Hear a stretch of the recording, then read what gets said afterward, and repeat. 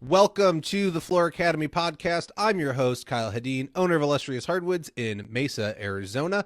It's actually kind of cold today. I closed my window because we got some rain last night. That was a nice change of pace. This week I've got David Requa with me, owner of Traffic Digital and also SnapTech, one of our generous sponsors. So we are going to talk Facebook advertising because look, there's a lot of things you can do in this world to grow your business. And, I see a lot of guys and gals talk about, oh, word of mouth, word of mouth. Well, depending on your business structure, word of mouth may or may not carry you for how far you want to take it. And so there's other avenues. You've got Google advertising. You can do Instagram. You can do TikTok. You can do like any of these things that are coming out. You have options. And from what I see currently, Facebook is one of the best options because all the kids have moved away and the kids that started on it are now in their, mid 30s, early 40s, have buying power, and then their parents came along and the grandparents came along, and so it's this section of people that have massive buying power, and that's who you want to reach. TikTok's great, but if there's I know adults use it, but it's mostly kids. 17-year-old kids don't have buying power to buy floors, and so what we do is expensive. I want to make sure that you learn while you earn. Go get a pair of earbuds, put this in, put the speaker on, whatever you're doing. Make sure you're listening while you work. Get your schooling while you're earning some money, because that's what this podcast is here for, man. I don't have time to go to school. I don't think any of us do when we're running a business and trying to build it and grow. And so if you can find an audiobook, this podcast, some other podcast, make sure you're getting that education that you need so that you can further yourself along. I think that's kind of it for me right now. Why don't we have David? You go ahead and introduce yourself. Let us know who you are, what you do, and why you do it. Cool. My name is David Requa. I own a company called Traffic Digital, and we help flooring companies across the country run Facebook and Instagram ads, and a few other things, but that's our primary focus. I got into that because I owned a flooring store in Raleigh, North Carolina, and like Kyle alluded to, I am not the greatest at flooring installations. It was not my thing. And so I enjoyed the marketing much more. So every time I marketed and sold a job, it seemed like it was just creating another headache for me. So I decided to sell that business to one of my local competitors whose marketing I now run. So it tied in very nicely for me and for my business. And since then, I've been helping flooring companies across the country build their businesses. It's something I really enjoy. I'm very passionate about marketing. It's something I do literally almost every waking minute, and I love it. So it makes the days go by quickly, and I really enjoy helping these companies, take their businesses to the next level using digital media. Well, and you've got a lot of experience. It's not like you're just focused on larger markets, right? You're not just focused on Los Angeles and New York. If I remember from our conversations, you've got guys and gals that are in these little tiny holes of like there's 50,000 people in a 100-mile radius, and that marketing is a totally different structure than when you are talking about top 10 cities. Oh, 100%.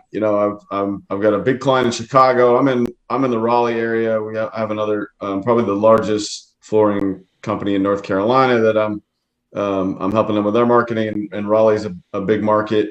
But we've got clients in some smaller areas like Idaho and Indiana and Montana, and I got them all over the place.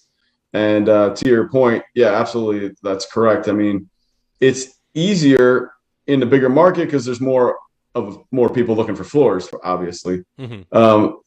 In the smaller markets, there's about the same amount of people looking for floors, so there is, the raw number is less. So the system of reaching those people is consistent across the board. It stays the same, but your budget is less, because what ends up happening on on Facebook is if you ramp up the budget, if you try to run a big city budget in a small area, you're just going to blast everybody over and over again, and they'll start tuning out your message. So it's the trick of it is sort of tuning the budget to the audience size so that you're getting the best value for the amount of money that you're spending. And that's pretty easy to do. It's very easy to control because inside of Facebook, you can see all the data and the analytics to make decisions about optimal budgets and how to best spend the money to get the most results for it.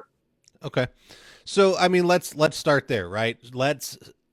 You tell me where we want to start, but I want to work my way through because I've gone into Facebook advertising and I set up a little campaign years ago with one of the ads I created, and I couldn't figure it out, but I figured out how to have them take my money. That's for sure. But there's so many options, right? Because you can, do I want to market to just women, just men, to a zip code, to a radius within where I lived? Is it the age group?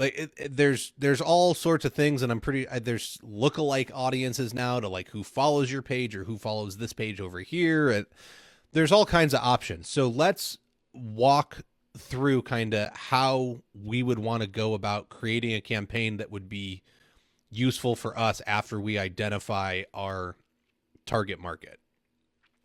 So first off, getting set up in your Facebook ad manager is a little bit tricky. It can take some time. You got to kind of work through that. I wish I could walk you through that simply, but the reality is, when I was first setting up my Facebook ad account, every time I went into the ad platform, I saw something different. Facebook has zero support. They're a big company. They're running online. You can't find a phone number. You can't talk to a human being. So basically what I did is I just watched YouTube videos over and over again to help me troubleshoot each problem that I ran into. And so that part can be a little frustrating in the beginning. It sounds like an experience, that Kyle, you may have had as well. I had the same thing. I just sort of had to kind of powered through it in order to learn this stuff. And I did this while I was running my flooring company. I was not running my digital agency while I was figuring this out. I was running my flooring business, and I thought to myself, man, this seems like a good place to get some business. Let me try to figure it out. And over. I mean, I spent a lot of nights up until 2 a.m, trying to sort of master the platform, because the platform can be intimidating. And then again, with the lack of support, really your technical support is YouTube videos. So if you get stuck on a problem, Facebook will send you an error message, and then you can sort of YouTube, Google it, and a video will come up and somebody can help you walk your way through it. And sometimes you might have to search through 5 or 10 videos before you find the actual correct answer. And it can be time consuming, it can be a little frustrating, but obviously, I'm proof that the rewards can really be beneficial if you're able to dedicate that time to doing that. Because not only did I end up turning my flooring company from, $40,000 a month in sales to $250,000 a month in sales in an 8-month period, but I also managed to, spin off and start a new business doing the marketing. So there's a lot of power in it once you can get in there and take the time to figure it out. So that is, I wish there was an easier explanation, but it's sort of trial and error. And fortunately, YouTube gives us the support where Facebook, does not, because you won't be able to pick up the phone and call someone and say, hey, I'm stuck at this problem or that problem. Yeah. They're not going to offer you that support. Well, and I think it's anything worth doing, right? Like, you have to make yourself uncomfortable in order to grow. Like, there is no growth as a person with any skill unless you get uncomfortable. And so, yeah, it's like you said, it's overwhelming and daunting when you first start digging into it, but you put in the time, you researched, and you moved on and conquered it, and now you can use it very easily. So if anyone's interested, like, don't let it discourage you. Like, you just have to you just got to work through it. Yeah, I agree totally. So there is a solution for every issue they've got in there, and like you said, a little elbow grease, and you can work it out, and you can figure out the solution and kind of move forward. So once you're able to get your ad manager account set up to the point where you've got your credit card connected, and it's ready to allow you to start deploying ads. Really, the first thing you need to do is pick an ad objective. And let me start by saying two things real quick, because I think there's some misnomers in with the term marketing and Facebook ads and things like that. I want to Mm-hmm. delineate. Most people, I talk to clients all the time who have, their niece or their, nephew is posting on their Facebook page twice a week, and they consider that Facebook advertising. That is not Facebook advertising. That is organic posting on your Facebook page. Mm-hmm. That used to be a good method for getting the word out about your business, and a lot of businesses are still stuck on this idea. However, in the beginning with Facebook, they had a much larger deployment of their content. So they had less content and more people on the platform. So what would end up happening is, if let's say you had 100 followers, maybe 200 or 300 people, so all your followers and then a percentage above that would actually see your posts. So it actually would give you a reach beyond what you actually were reaching Mm-hmm. through your followers.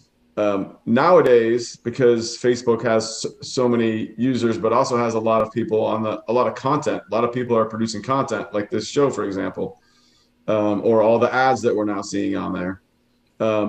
Your organic reach for your ad or for your posts is about 5 to 10% of your actual audience. So of the people who have taken the time to follow you, you're only even reaching a small percentage of those people. You're reaching Mm-hmm. nobody outside of that audience, Yeah. unless somebody in your audience shares it with their audience. And so it's just not a good, reliable way to get the message out there about your business. So posting is important because you want to keep posting on your Facebook page just to show that you exist. It's kind of like having a website these days. But it is not going to get you increased exposure. In order to get that sort of exposure, you need to run paid ads or sponsored content. And that's obviously what we're here to talk about today. But I want to clear that up real quick, because I do think people think when they're posting on their Facebook page that they did an ad. Well, and so I think that's the difference. Is I think marketing is brand awareness. Okay, marketing is me putting my name and stuff out there and making sure that the community at large knows I exist. Advertising is straight up in your face saying like, hey, come use my services. And I think that's a delineation that needs to be made. And you're right. So here's a great example is I actually just recently had a past client reach out to me asking if I could do some more work for her. And we got to talking, and I was, we were catching up because we haven't seen each other in like a year.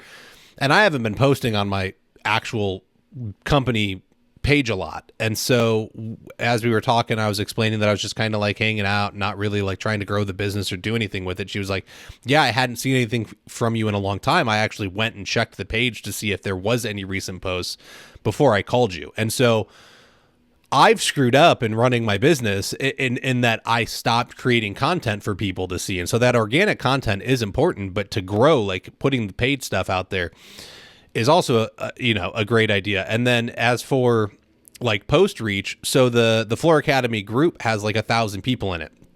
I put a post up the other day asking for feedback so I can kind of hear what all the listeners want as a whole and take that into consideration and how I'm going to move forward in 2022.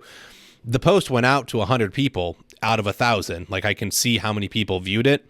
It got 4 likes and no comments. Now, had it gotten more than 4 likes and it had gotten some comments and there was interaction, the algorithm starts saying like, hey, put this in front of more people from this audience. But when the posts stay dead, it's not doing anything for you. And it's the same thing on your business page. Like if it's not getting reactions, then Facebook deems it unworthy of going out even more. And so you really got to work to find that. How do you engage your clients when you're going to do the organic stuff? But I want to say it probably works kind of the same way with the paid stuff. Even though you're paying for it to go out, if it's getting interactions, they're going to use that ad more because it's doing something for them. Yeah, it shows relevancy. So, sorry, someone's about to come in. The dogs are going to start barking here in a second again. Here we go, doggies. So anyways, so yeah, so we've got the paid. I wanted to make that distinction. So the paid is actually when you're spending your money to get in front of a larger audience. Mm-hmm. That's paid ads. That's running Facebook ads. So again, super different than the organic that we were just discussing a minute ago. So once you're in the paid platform, your ad manager platform, the first thing you need to do in order to get things started is select an objective. And Facebook offers about 10 to 12 different objectives, and they're tiered in 3 different sections. The most common objective used by Facebook advertisers is an objective called traffic ads. And what traffic ads is, when you run your ad and someone sees it and clicks on it, they're essentially going to move from the ad into your website. So you're sending them to your website. Um, Most companies use this. It's probably 95% of Facebook ads, maybe more. And most advertising, Google ads, they all do. Your website becomes your sales person essentially at that point. Mm-hmm. Because when someone clicks on your ad and goes to your webpage, your webpage becomes a very important piece of your sales funnel, essentially, right? Someone's Okay. interested in your product or service because they clicked on your ad, and now they've ended up on your website, and now the performance of your website is going to kick in. My job at that point as the Facebook guy is sort of done, and then it's up to the website to take over and take the customer, get them interested in the product, and convert them into a potential lead. And again, that's 95% of Facebook advertising. There is another objective that I use very commonly, and it's called a messenger or a messages objective. Mm-hmm. This is a little bit unique. I'm, as far as I can tell, one of the few people using this objective out there. I've been teaching my son, as a matter of fact, how to run Facebook ads, and he's been doing research all over the place. He's like, "Dad, I don't really see anybody, doing this." And I was like, "Well, it's something we just sort of figured out, and it's my little secret, so I shouldn't be on a podcast telling everybody about it. But we're here to talk, business, so I'm happy to share." But the reason why I think the messenger objective is working so well is because when you do that, you're keeping everybody, on Facebook. Mm-hmm. And it's very different than when you send someone to your website. When you send someone to your website, if they don't take an action on the website, you have no idea who they are. Yeah. You can't pick up the phone and call them at that point unless they put their phone number in. You have no idea who's visiting your website. There could be 2 people on your website right now. There could be 200,000 people on your website right now, and you don't know until somebody takes another action. The interesting thing about doing messenger campaigns is when you do a message campaign and someone clicks on the ad, you know who they are immediately because it pops up on your Facebook Messenger account. Mm-hmm. Now, the good thing about that is you know who they are and you can begin a conversation with them. The difficult thing about that is if your marketing is good, you're going to have a heck of a lot of conversations going, and that's where it can get a little bit overwhelming. So if you're a small, one-man band, and you just want to get some conversations going with the community, let them know what you're doing, this may be a great way for you to pick up, some business without spending, a ton of money. If you're a bigger company or you're really, really trying to grow your business, finding a solution to manage that is going to be really important. We have that solution. What we do is we have a software that we built that imports all of the communications into the software so that we can manage and track all the conversations. Okay. We tag every conversation, and then we're able to set follow-up times and whatnot. Because otherwise, the messenger campaigns look just like your text messages on your phone. Oh, it's a hot so mess. You can imagine when you get a text message, like if Kyle, you text me, right now, I'll see the message. It'll be the first one on my thing. And when I get off this podcast, I'll go look at my phone and I'll respond to Kyle who just messaged me.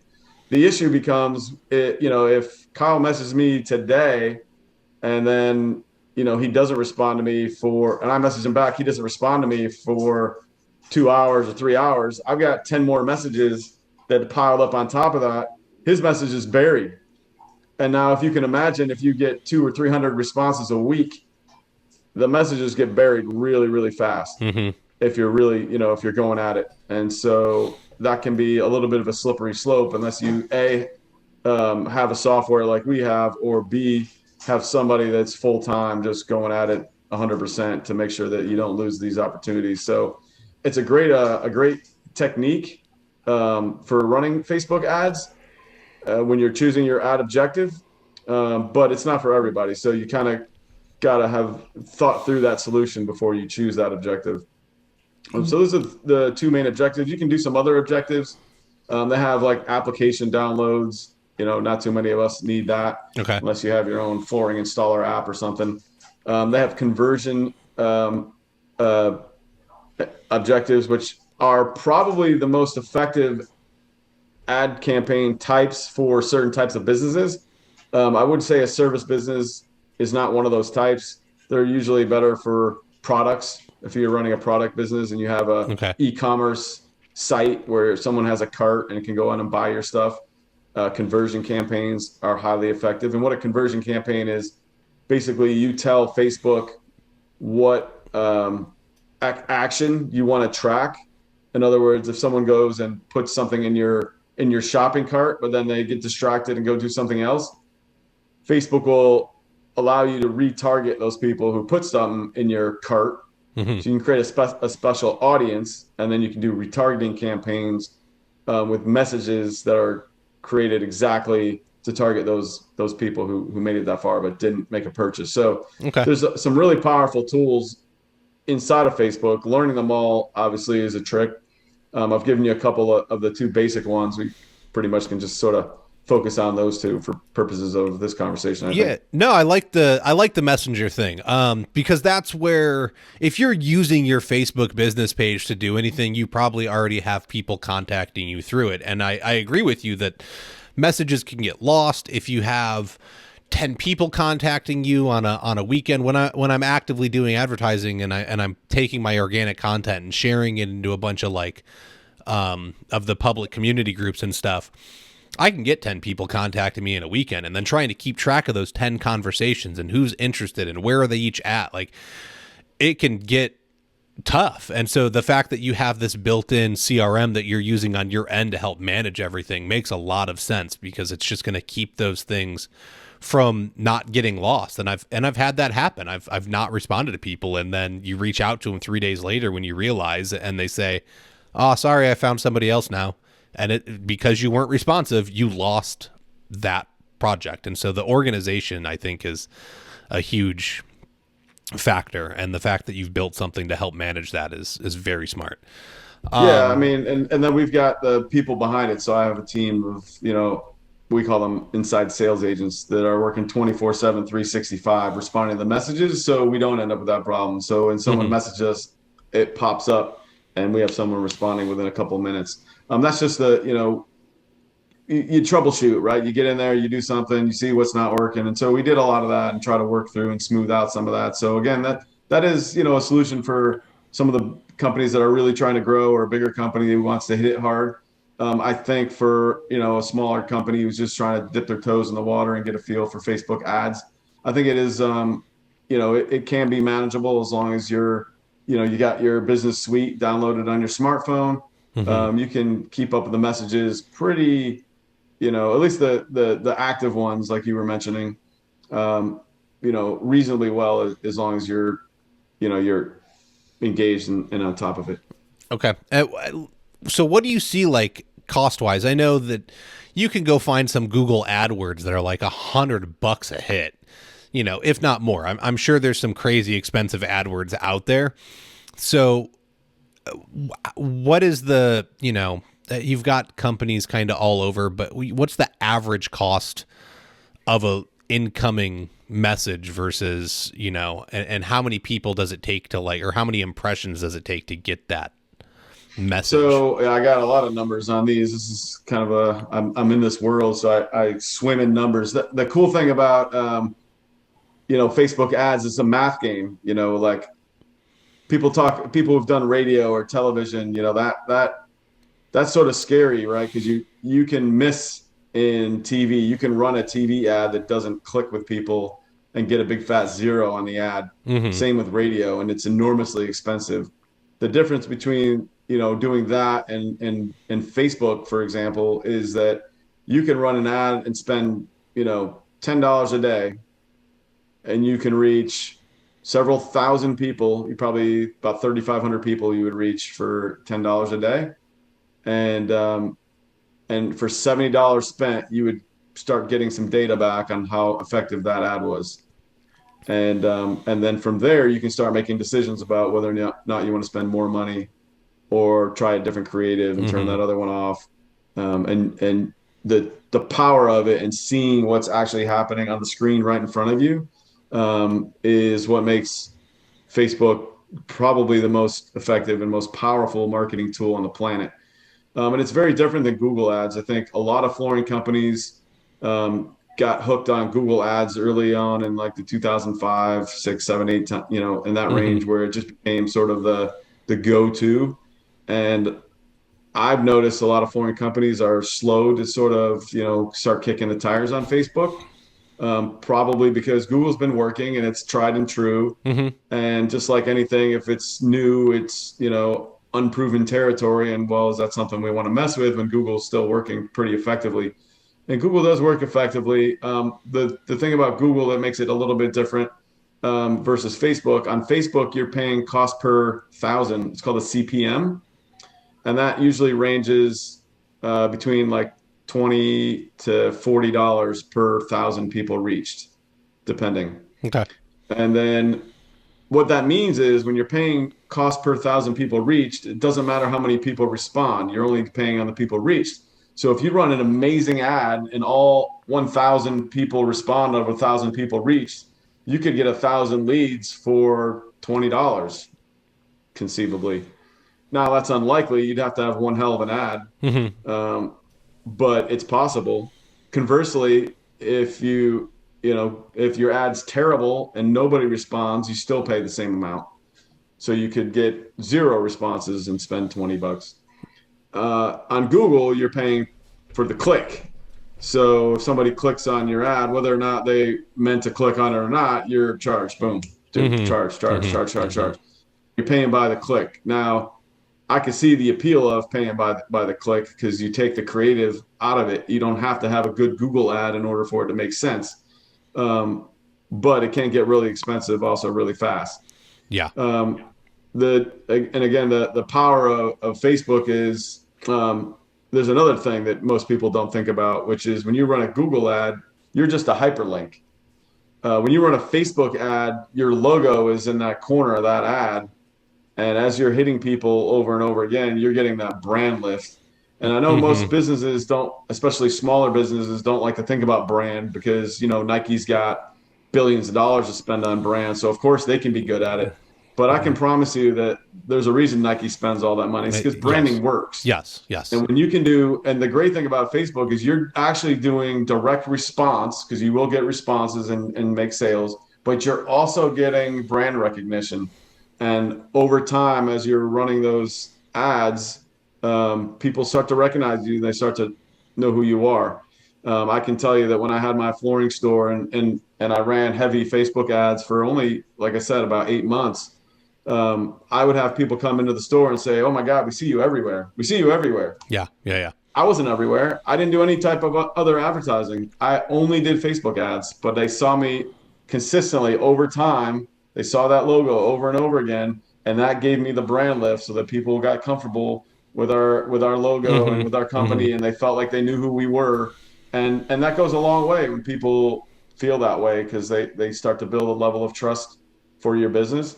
And so that brand lift is like an extra boost that you get from Facebook that is outside of the math part of the analytics and the results that we get when running the campaigns. Yeah. Well, and I think that's a important thing to point out is not only are you getting this direct response marketing advertisement out, but you are getting that your brand out there too, like you said, and you're getting that recognition.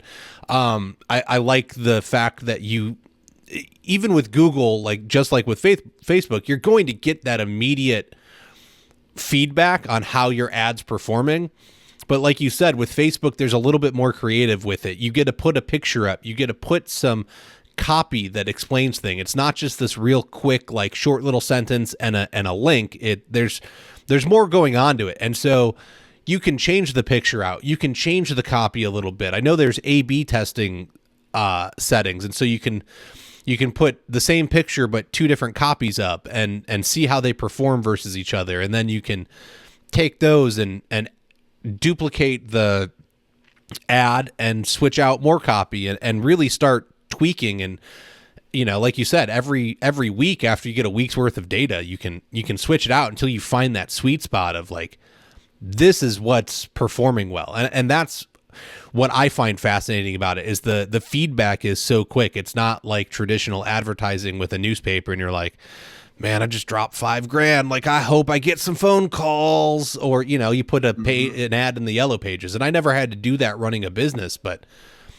man, that's a scary thought, to drop all that money for a little tiny like picture somewhere and hope that people call you. And this way you can really see, like, did I screw up or am I nailing it? And I think it's if you pay any attention to what your advertising company is doing for you, and you're having these conversations and you're asking for the data,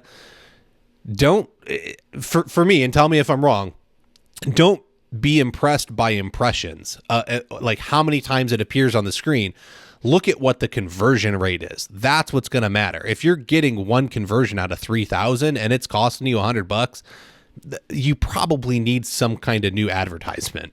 Yeah, I see that a lot in the consulting I do with clients. There's a few other marketing companies in the space that do a lot of Google and whatnot, and they've got some beautiful reports, and they have account managers who'll meet with you once a month and sit down and go through and show you all these awesome numbers that you got.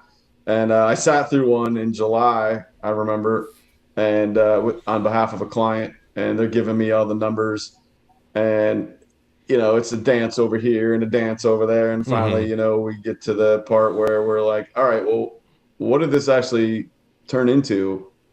And I think my client had spent about $3,500 on this SEM, Google marketing, and they had tracked it. I was like, okay, great. They tracked it. And my client had gotten 12 phone calls for their $3,500. So it was $290 a phone call, and I'm sitting there, and I have respect for everybody, and I'm not gonna, lose my crap in the middle of a, professional phone call on behalf of a client. So I said, okay, all right, $290 for a phone call. My client, who's on the call, also says, David, is that good? I said, well, if all 12 calls turned into sales, that's not too bad. I was like, if none of the calls turned into sales, then that's not too good. Yeah. So I try to diplomatically, work my way through that particular conversation. But my feeling was I was sick to my stomach on behalf of my client, because I knew that, spending $3,500 for 12 phone calls was not going to play itself out very well. Yeah. And, unfortunately, and this is another thing with tracking, my client didn't know who the 12 people that called were and weren't able to go back and match it up with actual sales data. But the point of the story is, there's a lot of, like beating around the bush when you're dealing with some marketing company sometimes, showing you the impressions like you talked about, and talking about, we had a lot of website visitors, yada, yada, yada. But at the end of the day, none of that matters to anybody. What it matters is, all right, how many customers walked through the door? How many sales did I make? How do I justify the amount of money that I spent on this ad and provide a good return? Now, part of that on you as a business owner is to make sure that you do have some sort of way to keep track of where your sales and leads and all that are coming from. And some of that also falls on the business to be good at closing deals and pricing their products competitively with the market and making sure that their sales process is good enough to convert those leads. Because I could send you, like 1,000 appointments, and if your sales team sucks and doesn't close anything, you just wasted a bunch of money. Or, I could send you 10 appointments and you might close every one of them, in which case you're getting astronomical returns. So the sales process on the business end also has a huge impact on the success of the marketing. So I hate when those two things get separated, but it's really important to make sure that as a business, if you're going to spend the money on marketing, you also have a process in place to manage and track the results of that, so you have a really good understanding of what's effective. Well, I mean, it just goes back to knowing your numbers. Like, even if it's not your area of expertise, you've got to find a way to hold that expert accountable. And so you've got to be able to track what they're doing and know what it turns into. I got to interrupt us, and then I'd like to move into kind of like the different areas that you can set up on the ads and why you want to look at that stuff. Make plans now to be at the Ultimate Flooring, Stone, and Tile event in Las Vegas, February 1st through 3rd. Register for the International Surface Event at intlsurfaceevent.com using promo code EXH2 for a free exhibits or virtual pass courtesy of the Floor Academy podcast. Whether traveling to Las Vegas for in-person networking and product sourcing or connecting virtually at the hybrid event, the industry will discover highly anticipated exhibiting brands, new education, and new show features, and much, much more. Remember, use code EXH2 for a free pass to the virtual show or to the convention room floor. And that, please help me out. If you're going to go and you use that pass, they do track all this stuff. So let them know that you're helping support Floor Academy by using that code. And in fact, if I'm not mistaken, Traffic Digital will have a booth. Let's go. It's going to be my first surfaces. I've never been before. There you go. I've heard a lot about it. It seems like it's a big deal. I want to see what's up. There you go. Go stop by the booth, help them out, and you can let them know you heard about them here. That'd be huge for me. And all right, so it would be huge for you, Kyle. It would.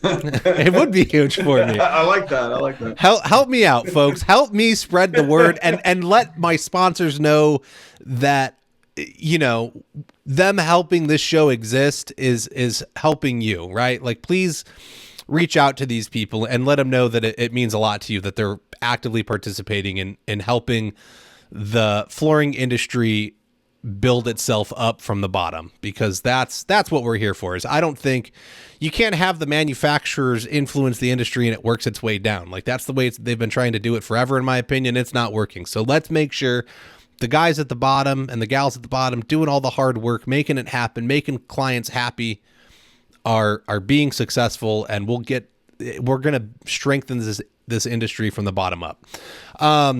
So I just want to mention, Kyle, I tip in tequila, just letting you know. Okay. That's, I mean, somebody will enjoy that.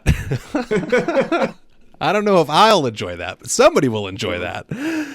All right. So we're in there. We've set up this campaign. We're either going to do something to get them direct to our website, or we're going to do this messenger campaign. But within that, there's all these settings, right? And I can pick age groups and probably ethnicities and male and female, or maybe non-binary these days. I don't know what the settings are in Facebook anymore, but there's probably okay. Well, exactly.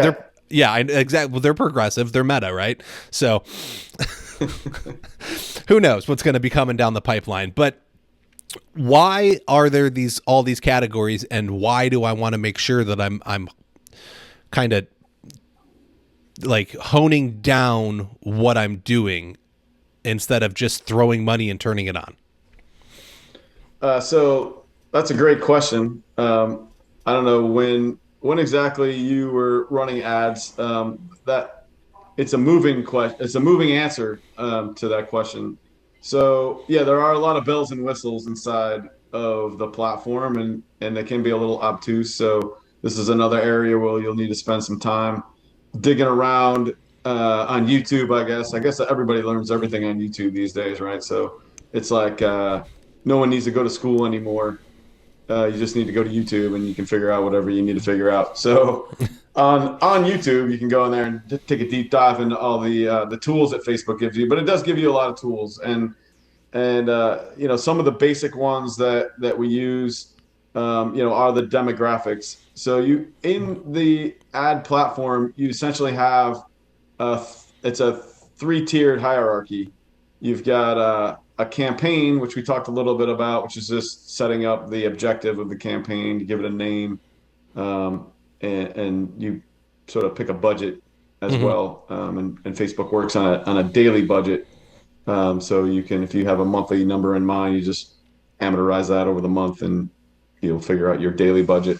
Okay. The next level is what's called the ad set level, and that's where all the targeting is being done.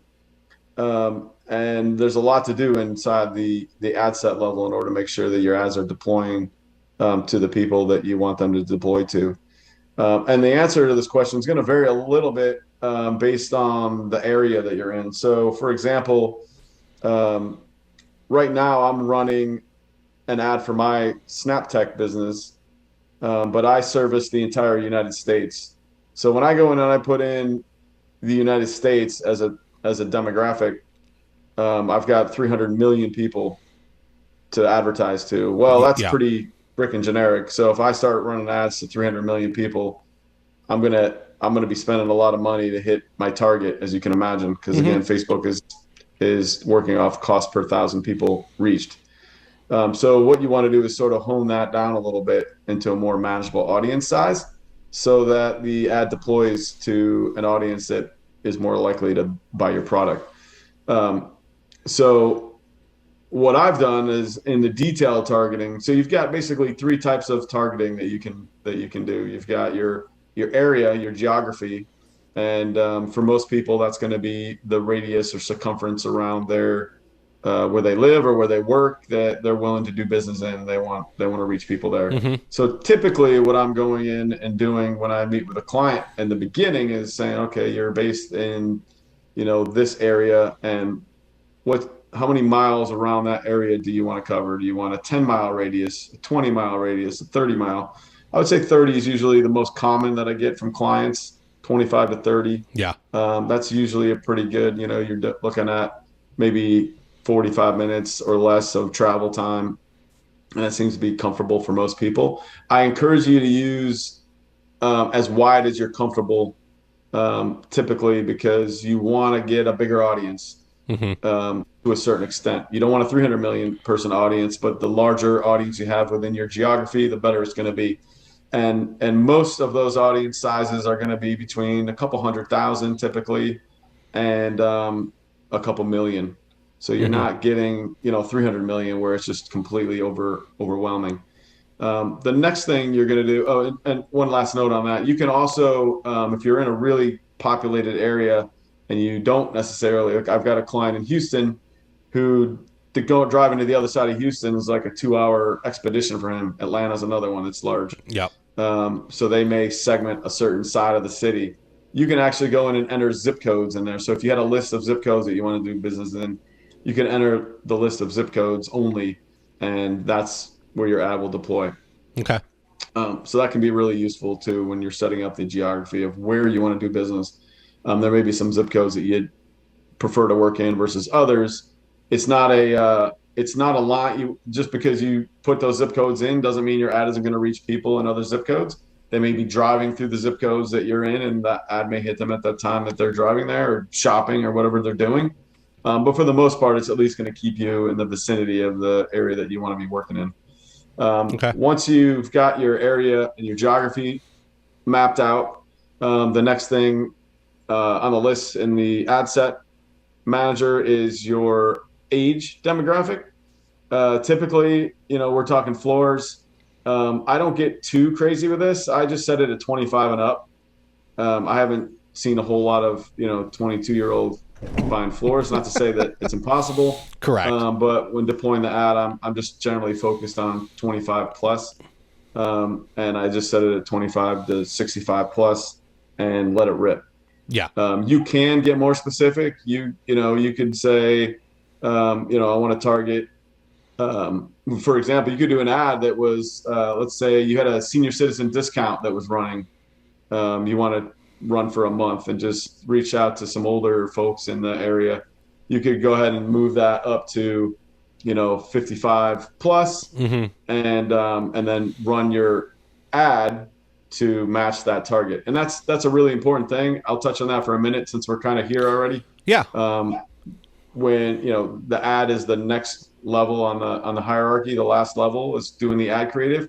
But when you're setting up your ad set and you're deciding who you're going to put the ad to, you want to keep in mind that you can create an ad that's going to match that target audience. Mm-hmm. And so if you've got like an ad, like I just mentioned, if you want to run a senior discount or run an ad that's geared towards people that may be in a wheelchair, Well, and you got an LVP that's going to be great for people in a wheelchair because it's gonna help them get around the house better. mm-hmm. You can sort of match the creative and plan that so that when you're setting your ad targeting, they line up. I think it would And be I think great that's really for important. it'd be great for anybody trying to do like ADA compliant showers. You can tune in just that audience with that ad and probably knock a home run very easily. 100%. Yeah. It comes down to the ad creative. Obviously, you want to have the ad creative match the audience that you've selected and have a good, strong offer. And we'll get into that in a little bit.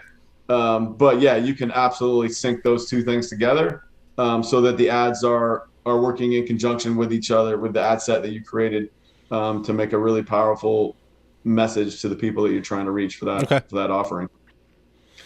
So you have age, and then the next thing, which you referenced, Kyle, is gender. Right now, it's male or female, and then below that, you have detailed targeting, is what it's called. And in the detailed targeting, you can have a lot of fun if you want to, but sometimes you can overcook the stew a little bit as well. And Kyle, when you were talking, I had a feeling that maybe it was a couple of years ago that you were using the detailed targeting because a couple of years ago, everybody thought you had to use the detailed targeting in order to reach your audience the best. And it sort of has changed over the last 12 months to where I think it's advantageous to not use detailed targeting. And basically, when you don't use the detailed targeting, you sort of give Facebook the power to figure out who is most likely to respond to your ad. Remember, Facebook is trying to work with you because they want your ads to be successful because they know you'll continue to spend money with them. The last thing that Facebook wants is for you to have a bad experience because, that could dry up the well for them. And my buddy Mark Zuckerberg is trying to get every dime that he can fish out of there. So, of course, he's going to do the best he can, and they do an amazing job with their algorithm to place your ad in front of people. So you don't have to go crazy with the detailed targeting.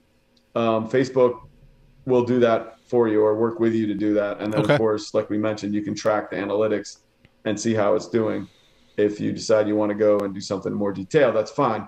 Where the detailed targeting comes in handy, which is like the one I'm using for my SnapTech business, I'm using the whole United States of America. 300 million people is too many. So I've run detailed targeting with the detail being people who are interested in the term flooring. And that cut my audience size down to about 8 million. And right now that ad is running. It's the most effective ad I've ever run. I'm literally inundated with messages all day long. I'm still responding to them all myself. And, I'm just almost overwhelmed. I'm working 16 hours a day just trying to keep up with people and responding to ads. And the ads targeting flooring contractors, and I'm getting them one after another. I literally have sent out 200 samples in the last 2 weeks just from this ad. So it's been extremely powerful. But again, what I've done there is I targeted people in the flooring business or who have an interest in flooring.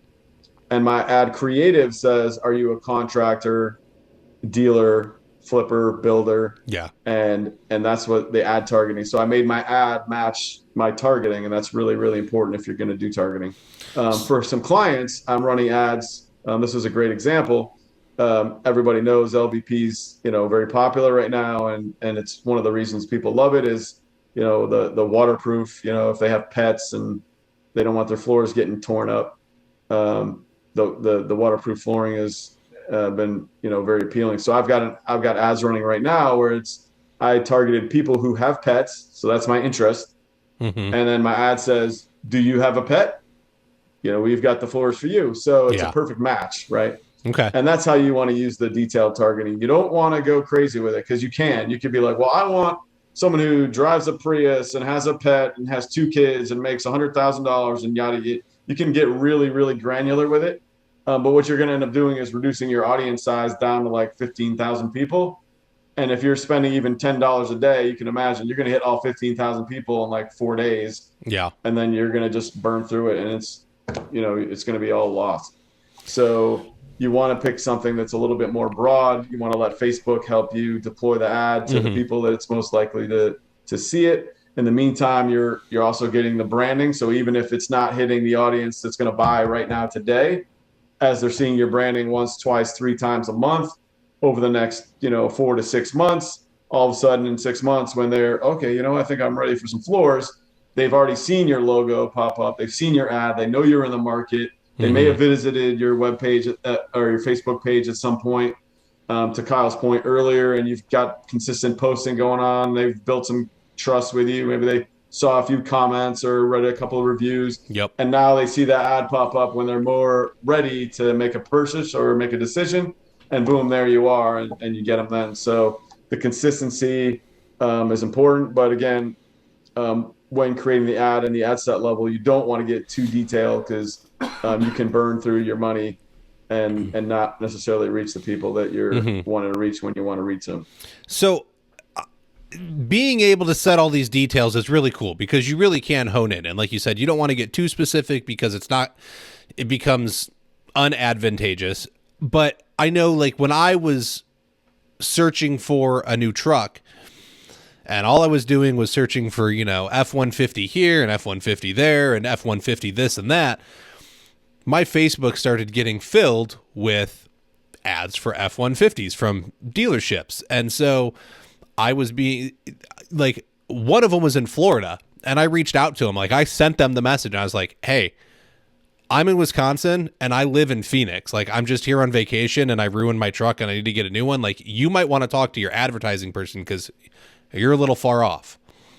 And they kind of had a snotty response to me, which I didn't appreciate, but like I'm doing you a favor. And then because I do talk about flooring all the time, because that's my life, I constantly get flooring ads. And so I get flooring ads from people in Iowa and Texas. And like, how often do you see it is it Facebook not listening when things are set up really well? Or is that bad ad creation on that company's end?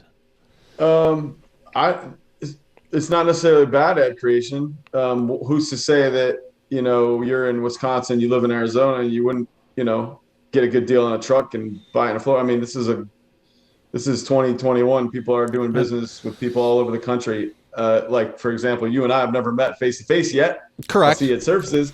Yep. But here we are, we're doing some business together. I have a business partner in Seattle that I've never met. We've been in business together for 2 years. We Zoom all the time. So it's a little bit of a different world. I don't know that it's a straight miss, but to your point, that can be just a sign of an ambitious, marketer. When we're setting up ads, your ads aren't going to deploy. If you set up your radius, remember we're going to set up our location. So the chances are they probably did exactly what I told you I was doing for my SnapTech business, which they probably put US. It's the default. It's the easiest one to do, and it will reach everybody. But when you're setting up your ad targeting and you put in your geography, it's only going to deploy, within that area. So you might get a trickle of people from elsewhere, and like you mentioned a minute ago, more likely you would have gotten an ad from a truck company in Wisconsin, even though you live in Arizona. You were at Wisconsin while you're on your Facebook. Correct. So you're actually getting ads for the area that you're in. So that's something important to think about. And that was happening too. Like that's where if you want to get technical, my IP address from the local internet provider was associated with my mother-in-law's house. And so, yes, I was getting tons of Wisconsin ads from dealers there at the time. But this one from Florida popped up and I was like, look, ultimately I bought the truck from a dealership that was like 5 hours south in Illinois, and they drove it up and dropped it off at my mother-in-law's house for me. But I wasn't I didn't have time to go to Florida. It's a little bit of a far reach, right? Or I'm getting ads now because I'm always talking about flooring from a installer in Texas. That's not a good match because I'm not going to, I'm not paying for you to come here. Like Phoenix is a big enough market that I have plenty of flooring installers I can reach out to.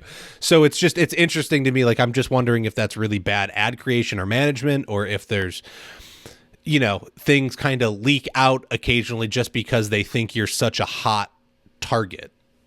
I think that was, I think they did it intentionally. That's what I think. Okay. I mean, I can't imagine that the guy in Florida was like, we're only going to market in Florida, and then you receive the ad in Wisconsin. Mm-hmm. I think that was intentional. Okay. But you have so much control over the way these ads are deployed, within reason. It's the tools are powerful. So I think that was an intentional. I don't think it was an accident that you got it. Okay. Let's see. So we've gone through, we've figured out, how we want to do it, what our budget is. We've got our demographics in place. So the last kind of step is, you said, really kind of putting the content together. So what kind of options do we have while doing that? Yeah, perfect. So again, in the 3-tiered hierarchy, the last tier is the ad creation itself, and again, so it's campaign, ad set, and then ad within Facebook platform. Mm-hmm. It's important to note, in the ad set, you also have control of the placements. They have an automatic placement setup, which is the one I use all the time. So on Facebook, in the ad platform, your ad will deploy to all the different Facebook feeds. It also deploy to Instagram and all their feeds, and then some WhatsApp as well. So you reach all of the main platforms that Facebook now owns. And so that's also an important thing to think about. And where that becomes important is in the creation of the ad itself. Within the platform, you can actually get a visual. They have little thumbnails off to the right when you're creating your ad, where you can see what the ad's going to look like in each of the different platforms. So creating the ad is vitally important, as you can imagine. What you say to the people that you're reaching is going to determine the success of the ad.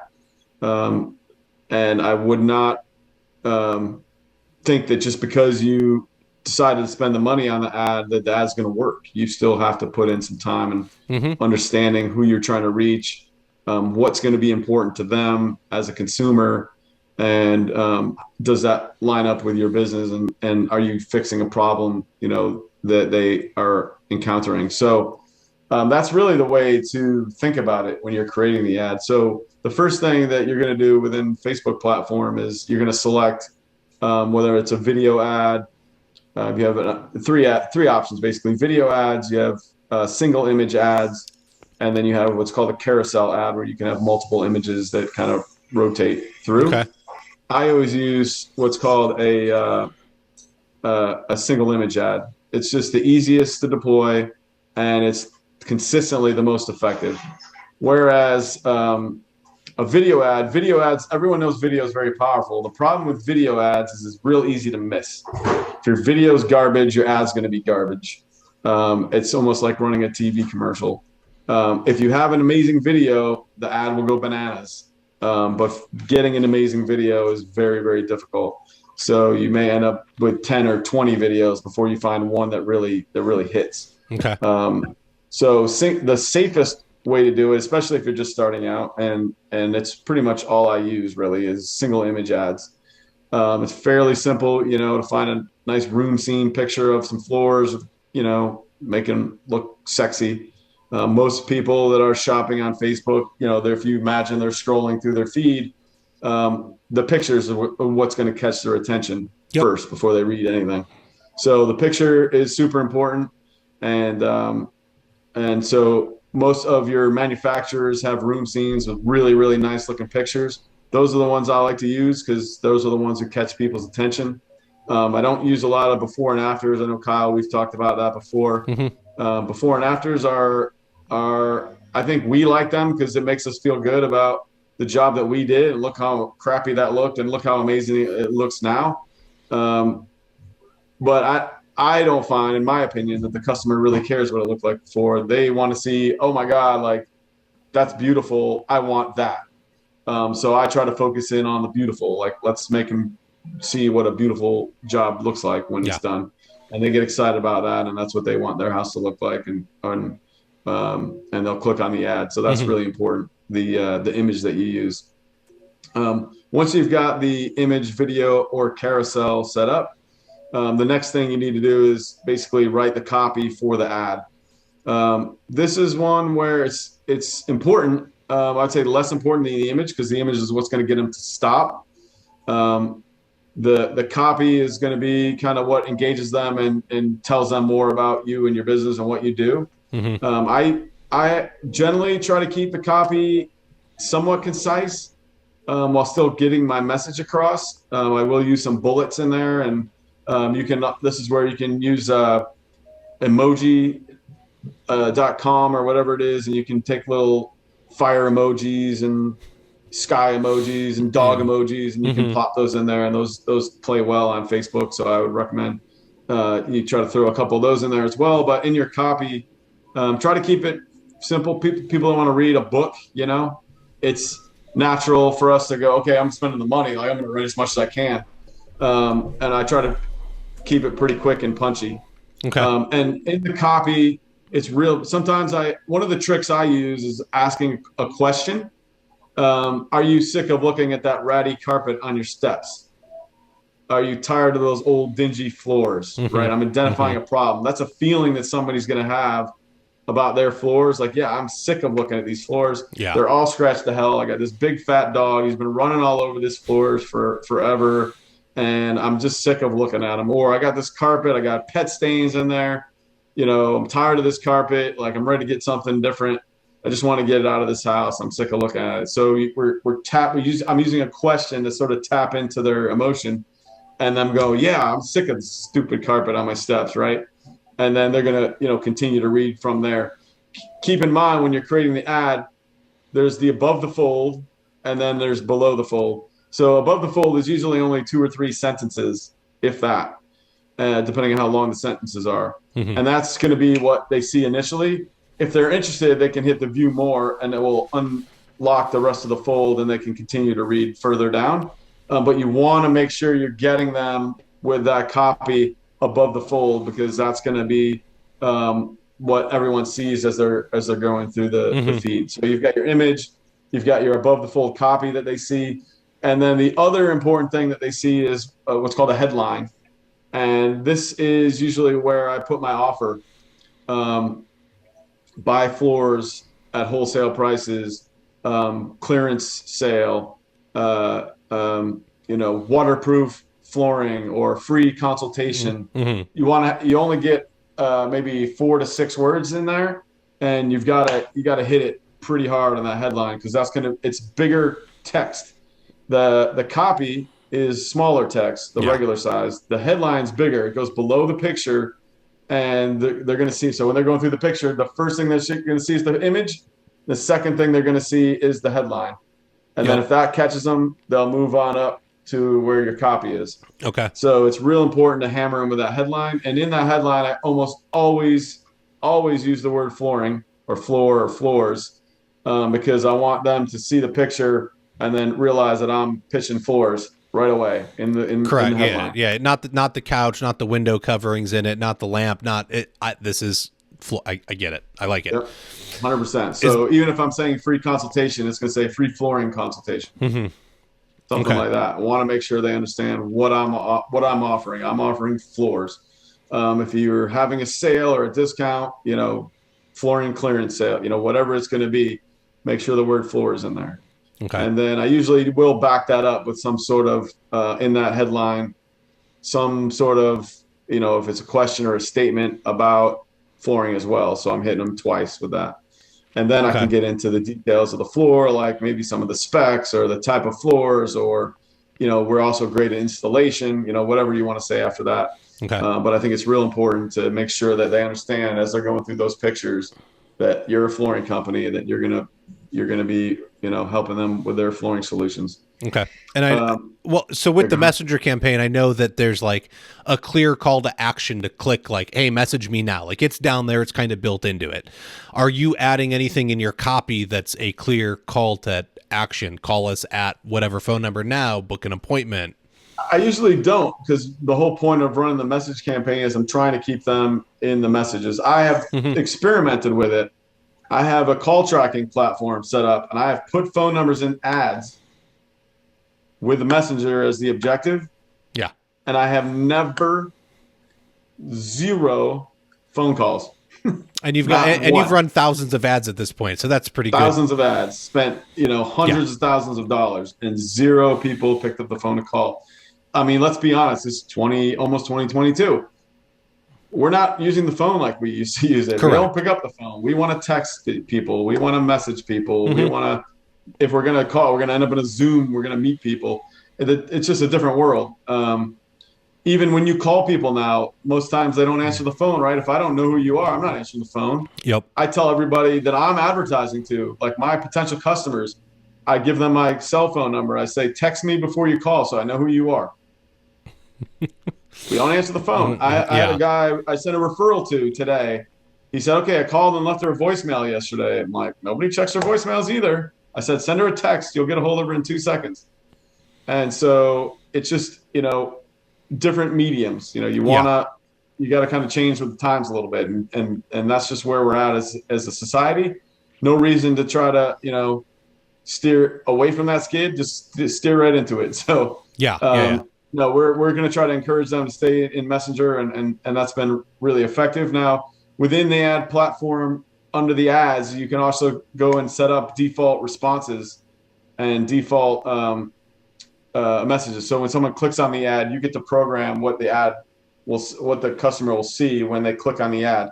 Facebook will deploy an ad. It'll say, thanks for clicking. How can we help you with your floors? You can type whatever you want to type. You can say, thanks for reaching out to Kyle, and we're going to help you out with your floor. Whatever you want to say, you can customize that. And then you can also customize some default selections for the customer, so that when they click on it and the ad pops up, says, how can we help you? They get a choice of 3-4 different options, and you can just make it real easy for them to respond. You want to make it as easy for them to respond as possible. And doing these one thing clicks, they do it. Like my default clicks are, first one is, I'm interested, can I learn more about your company? The second one is, how do I schedule an estimate? And the third one is, can I see more products? And I set those up very strategically. Like the first one is, I'm interested, can I learn more? Well, that's the easiest one for them to click. It comes up first, but it shows me right away that they're not quite as interested as the next question down. The next question down is, how do I schedule an estimate? Yep. That's the action I want them to take. Let's get to it. I want you to schedule an estimate. I don't put that one first because everyone would automatically click on it, and then I would have people who really didn't want to schedule an estimate clicking on, I want to schedule an estimate. Well, we don't want that. I want them to read the second and go all the way to the second one down and click on that. Yeah. And so that's why I strategically put that one there. And that's the one I like the most, because I know I'm already getting somebody who's moved past the auto default answer and giving me an answer that is more appealing to me. And then the can I see more products is kind of a third option. I get that one a bunch, and it's really going to move them towards setting up an estimate, but it gives them another option. And so that's how I set those up. You can set those up however you want for your business in the ad setup, and different responses will trigger different answers. And also Facebook allows you in the messenger, you can go in and program sort of default responses to those default questions, so that you're not spending a whole lot of time reinventing the wheel every time having to type, a 3-paragraph, response or whatever. You can put in default responses, and it will just that's how I do most of my stuff now for my SnapTech, that I'm actually running and responding to all the messages myself. And it took weeks. It took me several weeks to get the responses exactly where I wanted them, to pinpoint how to get the correct response. For foreign appointments, I've got that. My team already has all the default. We've got a good system for doing that. But there is some automation in it that can make your life a little bit easier when you're doing the responses yourself. Yeah. It's time consuming. You get 10 people asking for, an estimate, or can I learn more? Let me type this out. Even if I've got it stored on my phone somewhere and I can copy and paste it in, I got to change out the name. I might have to change a little bit of information here and there. Like it can get very time consuming. And so I think with Facebook, it'll autofill in their name. It does some stuff that you tell it to do, and it makes that auto response a little bit easier. So it's not as much work. Definitely. Okay. Does that kind of bring us to conclusion, or is there some more stuff? Yeah, I think that is the main thing. I guess I mentioned the other option for running ads was the traffic objective. If you do run traffic objective, I think it's real important. I'll spend a second on this. Mm-hmm. Make sure your website is good. Also, I recommend setting up landing pages within your website. If you're going to run traffic ads, you want the ad to map to the place that the person clicked on was interested in. So, like for example, most companies, I would say, again, about 90% do what I call as a website dump. So if you click on, they just put the regular URL in, and if you're interested in their ad, they just take you to their homepage. So what that could mean is you're running an ad saying discount on 20% off, 30% off LVP, or this particular type of LVP. And so you click on, I'm interested in that. Like that's the LVP I want. And then because they just put in their URL on a traffic campaign, you click on it, it sends you to the website on the homepage. And now, well, where's the flooring that I liked? Now I'm a consumer. I'm sitting there and I got to go find it. I got to go find what you told me what I clicked, what I was interested in. Don't ever make the customer do that. Like if you're going to create an ad and send them to 20% off this LVP, send them to a landing page with a picture of that LVP and a button they can press to get 20% off. And here's what you do with specific instructions. Because what's going to happen is the customer is going to go to your homepage and go, I don't have time for this crap. And they're going to bounce, and you just lost that opportunity. So it's real important if you're going to run traffic campaigns that you map the advertisement to the place, the landing page, with the place on your website that they're going to go to receive that information so that they don't have to go looking for it. Because the minute they got to go looking for it, you lost. Yeah. You want to remove as many obstructions and make it as painless as possible to get them where you want them to be. I agree. I think that's great advice. Okay. Cool. Is there anything I didn't ask you that I should have asked you? No, I thought I can tell that you were asking me.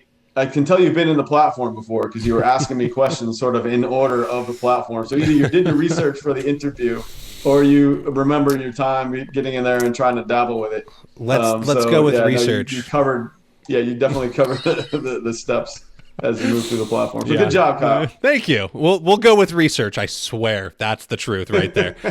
Now I'm just dorky. I know a lot about I know a little about a lot. It gets me into trouble. All right. So, boy, I guess that does it for us. And I appreciate your insights. I think there's a lot of valuable stuff here, and it can be overwhelming. And I'm huge, right? I have my bookkeeper. I have my tax professional. I spend a lot of time doing organic social media advertising when I have the time to do it, but that's like half an hour to 45 minutes just to get all the posts up every Saturday morning, and then all of the response time. And so for me, I think it's a no-brainer to go find the expert in this. Here's one. Please give David a call, and we'll get your info here in a second. But I can't stress enough how important it is to run successful businesses to go find the experts, right? Like as you grow, you need to put yourself in the position of what you enjoy doing most in the company. And so if that's you being on the floors, you need to find the person to manage it. You need to find the person to go out and do sales. You need to find the bookkeeper. You need to find the person to schedule it. If you want to be on the floor, go be on the floor. But if you're the visionary, then you've got to work your way out of being everything and finding the right people to put in the right seats and get to where you can just be the visionary and other people are going to execute your ideas. Part of that is finding somebody that's great at advertising so you don't have to deal with it, because it can take up a lot of time. You could spend 3 hours making an ad and then looking over the research every week. I'd rather spend 3 hours out doing sales or on the floor. I'm going to make more money doing what I'm good at. So that's thought process on that. Yeah, this is one last point, just on why would you do Facebook? Why spend money on advertising? And I think a lot of times, especially uh, when you're getting when you've been around for a little while and you're getting business through word of mouth, it becomes very easy to say, why should I spend money when I get business just walking in the door? The problem with word of mouth is it's you're sort of relying on the next job to kind of come flying around with no guarantee that it's going to happen. Mm-hmm. It's not replicatable. You can't really grow a business on word of mouth. So you're kind of, I'm sure we've all been in a position before where, all right, we're on the middle of a job. We're like, man, this job's going to be over in like 5 days or 4 days. And then what am I going to be doing? And a lot of times, you get to that like right up to the last day, and all of a sudden another referral comes, and you're like, okay, thank goodness, I got something to keep me busy for the next, week or two. But it's a difficult way to live. And the reason why you do advertising, or Facebook advertising in particular, is that, it gives you the ability to build your business knowing that you have repeatable customers coming through the door. Mm-hmm. Over and over again. This is a math, Facebook, like we talked a lot about the analytics on the inside, it becomes a math game. If you put in X, you will get out Y, and Yes. it will happen repeated over and over and over and over again. And if you're trying to build a consistent business, that becomes important so that you're not having to sit there and worry about where's my next job coming from.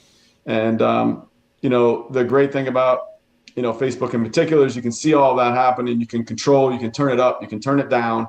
And it can be a great resource for you to consistently get business, help you build a business. If you're building a sales team and you want to grow, you build a formula and know that as you make more money and you're able to invest more money back into the advertising, you can then grow a business, by doing the same process over and over again. So it's that security of putting yourself out there and knowing that you can get consistent business, and not have to worry about, gosh, when's the next, word of mouth referral going to come through the door? Well, and ultimately, if you're building something you want to sell one day, when you go to sell and you can say, look, for every $100 I put in, I generate a $10,000 lead.